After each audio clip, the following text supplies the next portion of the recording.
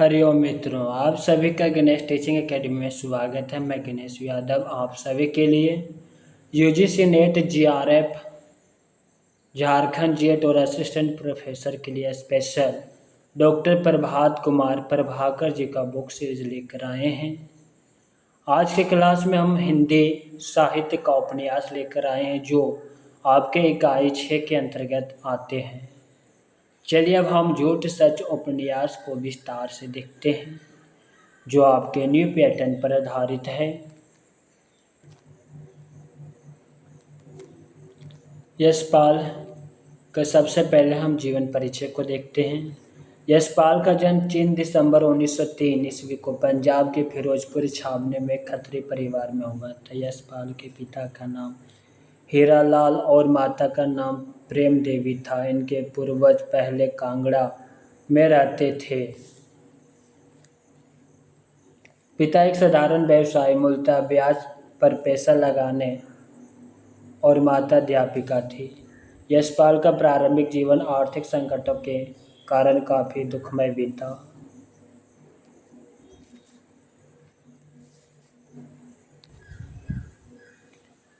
चलिए अब हम झूठ सच उपन्यास को विस्तार पूर्वक देखते हैं। यशपाल का झूठा सच उपन्यास देश के विभाजन की त्रासदी का दस्तावेज है। दंगों की विभीषिका से मानवीय जीवन में जो त्रासदी उत्पन्न हुई उसका जीता जागता प्रमाण है यह उपन्यास। झूठ सच 2 भागों में प्रकाशित है। पहला भाग झूठ सच का वतन और देश 1958 और दूसरा भाग देश का भविष्य 1960 ईस्वी में प्रकाशित हुआ। प्रथम भाग का प्रकाशन विप्लव कार्यालय लखनऊ था। झूठ सच सामाजिक राजनीतिक पृष्ठभूमि को लेकर लिखा गया उपन्यास है।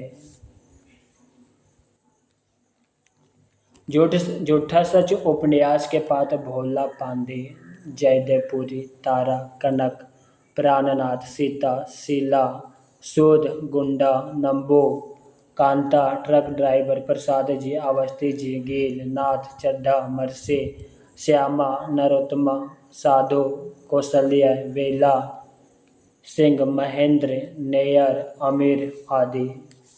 इस उपन्यास में यशपाल ने सन 1942 से 57 तक अर्थात देश विभाजन की पूर्ववर्ती पृष्ठभूमि, विभाजन की प्रक्रिया तथा परवर्ती परिणाम सभी को प्रस्तुत करते हुए भारतीय सामाजिक राजनीतिक जीवन की एक व्यापक झांकी अंकित की है। उपन्यास की पृष्ठभूमि विभाजन पूर्व के लाहौर के शांत और सौहार्दपूर्ण वातावरण से शुरू होकर दिल्ली में शरणार्थी पंजाबियों के दोबारा बस जाने के प्रयास तक पहुंचती है।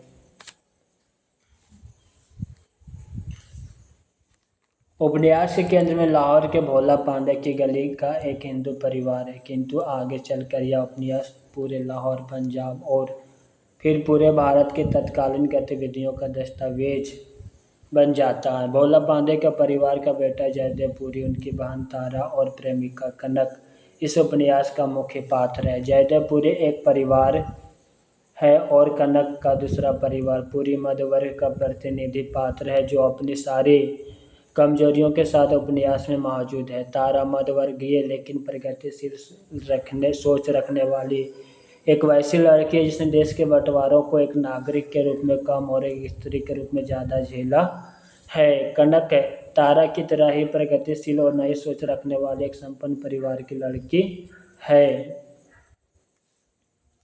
उपन्यास की शुरुआत भोला पांडे की गली और आसपास के लाहौर का माहौल बेहद तो सौहार्दपूर्ण रहता है। विभिन्न धर्मों, वर्गों एवं वर्णों के लोग एक दूसरे के तीज, त्योहार, शादी, श्राद्ध सभी में भाग लेते हैं, एक दूसरे के धार्मिक भावनाओं का सम्मान करते हैं। जून 1947 में विभाजन की खबर आती है जिसके कारण धार्मिक हिंसा होने लगती है। नेताओं के भड़काऊ भाषण, कर्फ्यू, हिंदू और सिख समुदाय के लोगों द्वारा लाहौर में से विस्थापन, कत्लेआम आदि त्रासदीपूर्ण दृश्य से वातावरण भयावह हो जाता है। उपन्यास में भारत विभाजन से पूर्व जयदेव के चरित्र का उज्ज्वल परिचय दिखाई देता है। सन वह 1942 ईस्वी के राष्ट्रीय आंदोलन में भी भाग लेता है। पूरी विभाजन से पूर्व अपनी पढ़ाई पूरी कर पत्रकारिता के जरिए राजनेताओं द्वारा फैलाए जा रहे द्वेष को आम जनता के सामने उजागर करता है, जिसके कारण उसे नौकरी से निकाल दिया जाता है। पूरी काफ़ी संघर्षों के बाद एक पत्र संपादक बन जाता है, फिर आगे चलकर विधायक और कई कमेटियों का मेंबर भी बनता है। पूरी के मध्यवर्ग दुर्बलता भी है, एक और तो वह जाति बंधन को तोड़ ब्राह्मण कन्या कनक से विवाह करता है, तो दूसरी तरफ अपनी बहन तारा को असद से मिलते देख काफ़ी डांटता है। पूरी कनक को भोग्य पत्नी और चरणदासी समझने लगता है, जिसके कारण कनक से उसका संबंध समाप्त हो जाता है।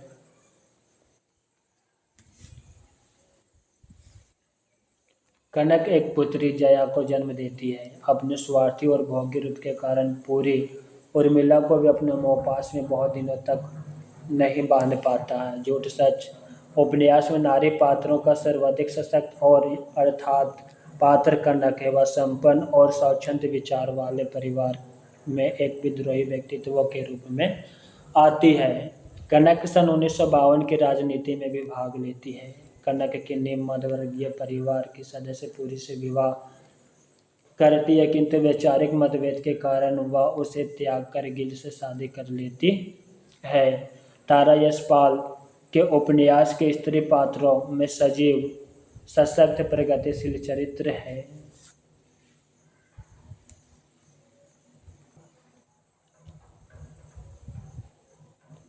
तारा एक ग्रेजुएट छात्र है। वह संकीर्ण जातिवाद सांप्रदायिकता से ऊपर उठकर असद के प्रति अपना स्नेह समर्पित की हुई है। समाज की रूढ़िवादी परंपरा के कारण तारा का विवाह सोमराज्य से गुंडा से हो जाता है। तारा को ससुराल से उठाकर उसके साथ सांप्रदायिकता के मद में चूर मुसलमान गुंडा नंबो अत्यंत घृणित व्यवहार करता है। भारत विभाजन के बाद तारा दिल्ली चली आती है और अपने विकासशील व्यक्तित्व कर्मठता से भ्रष्ट दुष्ट लोलुपों के जाल से सीता शीला कनक आदि पात्रों का उद्धार करती है। तारा अंत में समाजवादी अर्थशास्त्री डॉक्टर प्राणनाथ से विवाह करती है। डॉक्टर प्राणनाथ अत्यंत उदार, ईमानदार, दायित्वबोध तथा मानवीय गुणों में आस्था रखने वाला एक प्रमुख पात्र है। डॉक्टर प्राणनाथ प्रजातंत्रीय प्रणाली एवं समाजवादी व्यवस्था के प्रति गहरी आस्था रखने वाला है। सच के आगे नतमस्तक होना और गलत बात का तीव्र विरोध करना उसके व्यक्तित्व का हिस्सा है। डॉक्टर प्राणनाथ और तारा के संबंधों को लेकर शुद्ध प्राणनाथ पर चारित्रिक आरोप लगाता है। तारा जब नौकरी से त्यागपत्र देने की इच्छा जाहिर करती है तो डॉक्टर प्राणनाथ कहता है, प्रश्न तुम्हारी नौकरी का नहीं सम्मान का है। यशपाल ने झूठ सच उपन्यास के प्रथम भाग वतन और देश में वस्तुतः भीषण सांप्रदायिक दंगों का चित्रण करते हुए शरणार्थियों के एक देश छोड़कर दूसरे में पलायन की व्यवस्था का मार्मिक और त्रासदीपूर्ण चित्रण किया।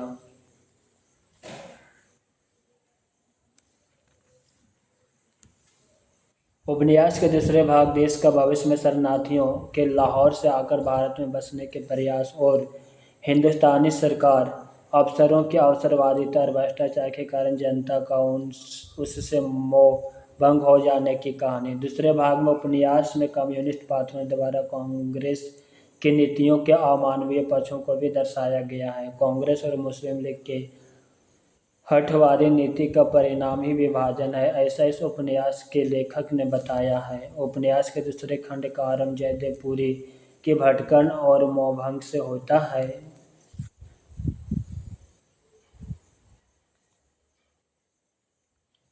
उपन्यास की शुरुआत जयदेव पुरी के शरणार्थियों के मुफ्त राशन बांटने वाले डिपों के सामने कतार में खड़े होने से होता है।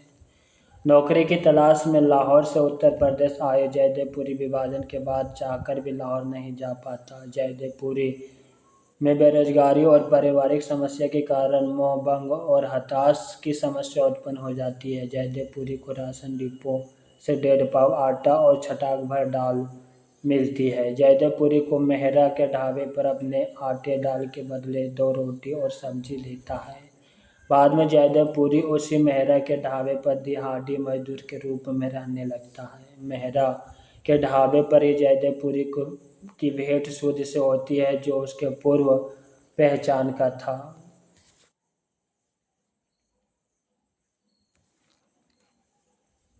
15 अगस्त को जब देश आज़ाद हुआ, समय जयदेवपुरी नैनीताल में था।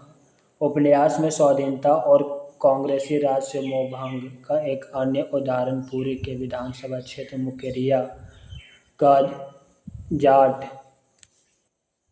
किसान सरदार बेल सिंह और उसका परिवार है। बेल सिंह की जमीन पर दसौदा सिंह कब्जा कर लेता है। वस्तुतः बेला सिंह पंजाब के उस विस्थापित किसानों का प्रतिनिधित्व करता है जिसने विभाजन की आंधी में अपनी धरती छोड़नी पड़ी थी। शुद्ध की सहायता से पूरी नाजिर अखबार का मालिक बन जाता है। पूरी जालंधर में उर्मिला के संग रहने लगता है।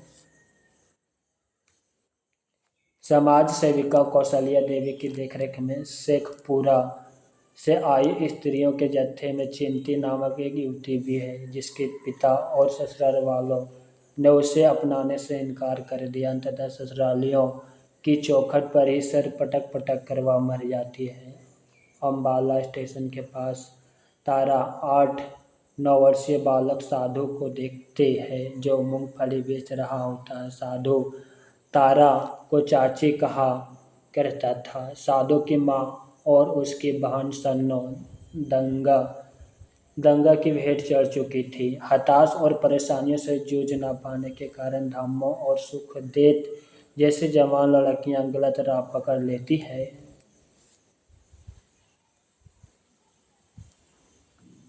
तारा सीतों को रतन से मिलाकर उसे सही राह पर ले आती है। यशपाल ने झूठ सच के दूसरे भाग का अंत दूसरे आम चुनाव में जालंधर सीट से कांग्रेसी प्रत्याशी सूद की पराजय पर बुद्धिजीवियों की प्रशंसा और उल्लास की अभिव्यक्ति से किया है। चुनाव में सूद के पक्ष में समाचार एजेंसी का सहायक संपादक 10 के बदले 100 रुपये लगाने की बात करता है, फिर भी सूद के पक्ष से कोई अपना 10 रुपये भी नहीं लगाता है। अद्यापि इस चुनाव में कांग्रेस की ही जीत होती है। वस्तुतः सूद और पूरी कांग्रेसी कुशासन और उसकी शीघ्रता से हुए अधपतन का प्रतीक है। उपन्यास का अंत आशावादी रूप में होता है, जिसे कुछ लोग सरलीकृत आशावाद का उदाहरण भी मानते हैं। इस उपन्यास में प्रसाद जी अवस्थी जी, मिसेस पंत, सूद अग्रवाल दंपति जैसे अवसरवादी, भ्रष्ट, निकम्मे और मातृभाषा से घृणा करने वाले लोग हैं, तो दूसरी तरफ तारा, कनक, गेल, नाथ, चड्ढा, मरसी, श्यामा, नरोत्तम आदि अनेक लोग हैं जो देश के बेहतर भविष्य के लिए निर्णायक संघर्ष करते हैं। उपन्यास में पूरी के मध्यक्रम से कांग्रेसी राजनीति की मूल्यहीनता, नैतिक पतन और अवसरवाद के अनेक रूप सामने आते हैं। कोटे और परमिट की राजनीति, पुनर्वास योजनाओं में व्याप्त धांधली और दलाल संस्कृति का विकास यहीं से शुरू होता है। झूठा सच उपन्यास के प्रथम भाग में लाहौर का वर्णन और उपन्यास के दूसरे भाग में दिल्ली का वर्णन है। यशपाल और झूठा सच उपन्यास के बारे में विद्वानों की राय। राहुल संस्कृतियान के कथन। यशपाल जब सशस्त्र क्रांति के पथ पर थे तब भी उनका जीवन बड़ा महत्व रखता था, और तब जो साहस उन्होंने दिखाया उसका परिणाम प्राणों से हाथ धोना हो सकता था। वे सीधे किताबों और विद्यालयों के भीतर से साहित्य के क्षेत्र में नहीं उतरे, बल्कि उन्होंने जीवन के बहुत कड़वे और मीठे अनुभव हासिल किए हैं। उनकी लेखनी में जो पारदर्शिता, विविधता देखने में आती वह उनके इसी जीवन की देन है। संत इंद्र सिंह का कथन। सन 1942 के दिन थे। पहले पहल में मैं यशपाल से उनके साहित्यकार होने के नाते नहीं, वरन क्रांति की दीक्षा देने वाले के नाते मिला था, और मेरा उद्देश्य उनसे बम बनाने का नुस्खा लेना था। दुर्गा देवी बोहरा का कथन। यशपाल को यशपाल बनाने में विवाहित पत्नी प्रकाशवती का बहुत बड़ा हाथ रहा। भीष्म साहनी का कथन। यशपाल उस पौध के लेखक थे जिससे एक और लेखक सामाजिक क्षेत्र में होने वाले जनसंघर्ष से जुड़ता है तो दूसरी ओर उसी से उत्प्रेरित होकर अपना साहित्य रचता है। राम प्रताप त्रिपाठी का कथन, यशपाल जी का गौरवपूर्ण जीवन और बहुमुखी कृतित्व की तुलना पंजाब की 5 नदियों से की जा सकती है। राम निहाल गुंजन का कथन, यशपाल राहुल के बाद दूसरे महत्वपूर्ण लेखक हैं जो इतिहास और साहित्य को आजीवन विचारधारा तक संघर्ष के साथ जोड़कर रखते हैं। डॉक्टर नागेंद्र ने यशपाल के झूठ सच उपन्यास को एपिक ऑफ द एज कहा है। यशपाल ने झूठा सच की भूमिका में कहा, सच को कल्पना से रंगकर उसी जन समुदाय को सौंप रहा हूँ जो सदा झूठ से ठगा जाकर भी सच के लिए अपनी निष्ठा और उसकी ओर बढ़ने का साहस नहीं छोड़ता। मनमथ नाथ गुप्त का कथन, यह भारत विभाजन का औपन्यासिक महाकाव्य है। राम विलास शर्मा का कथन, झूठा सच यशपाल जी के उपन्यासों में सर्वश्रेष्ठ है। उनकी गिनती हिंदी के नए पुराने श्रेष्ठ उपन्यासों में होगी, यह निश्चित है। यह उपन्यास हमारे सामाजिक जीवन का एक विशद चित्र उपस्थित करता है। इस उपन्यास में अथेष्ट करुणा है, भयानक और विभत्स दृश्य की कोई कमी नहीं है। श्रृंगार उसको यथासंभव मूल कथावस्तु की सीमाओं में बांध कर रख गया है। हास्य और व्यंग्य ने कथा को रोचक बनाया है।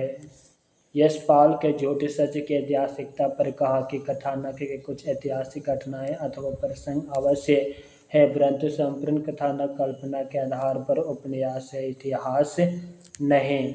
डॉक्टर बच्चन सिंह का कथन, मानवीय यातना के इतिहास में यह विश्व की क्रूरतम घटनाओं में से एक घटना मानी जाएगी।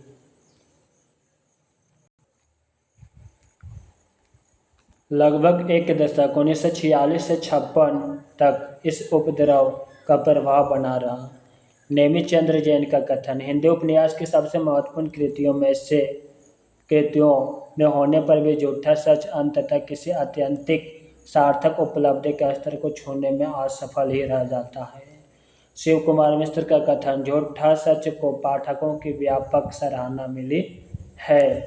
रमेश कुंतल मेघ ने उसे झूठा सच को कला जैसा लिखा गया इतिहास कहकर उसकी रचनात्मक प्रकृति की सही पहचान की। राम जसवंत मिश्र का कथन, बातें बहुत सी है किंतु मुझे लगता है कि लेखक ने तत्कालीन घटनाओं और परिस्थितियों के विस्तार तथा मानवीय अत्यंत सत्यों की गहनता, आधुनिक निर्यात और मूल्यों का बहुत सुंदर सामंजस्य किया है।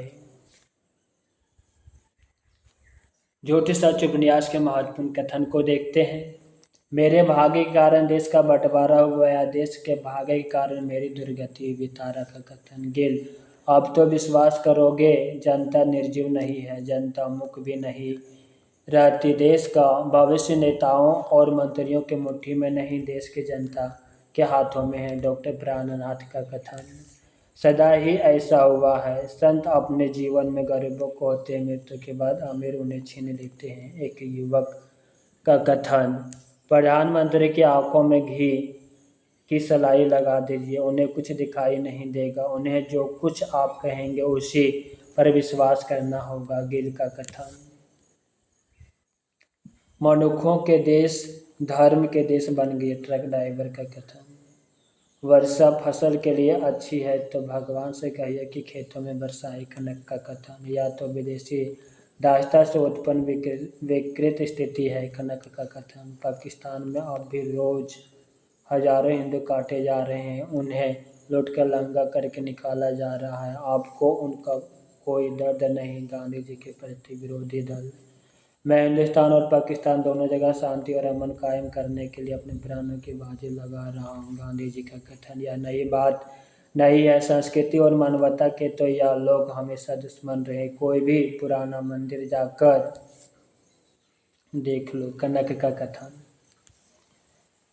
यह इस्लाम की तहजीब और इस्लाम की मानवता व मजहब जो हर गैर मुस्लिम को कत्ल करना मजहबी फर्ज समझता है। कनक का कथन, सावन में पड़े झूले तुम हमें भूल गए, हम तुम्हें नहीं भूले।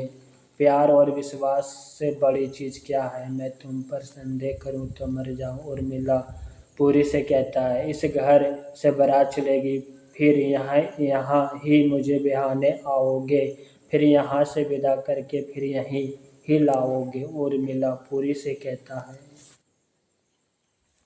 मित्रों, आज की क्लास यहीं पे समाप्त करते हैं। क्लास कैसा लगा कमेंट बॉक्स में अवश्य लिखिएगा, साथ ही अपने मित्रों को शेयर करना मत भूलिएगा। नेक्स्ट क्लास में हम अमृतलाल नागर का उपन्यास लेकर आ रहे हैं। हरिओम।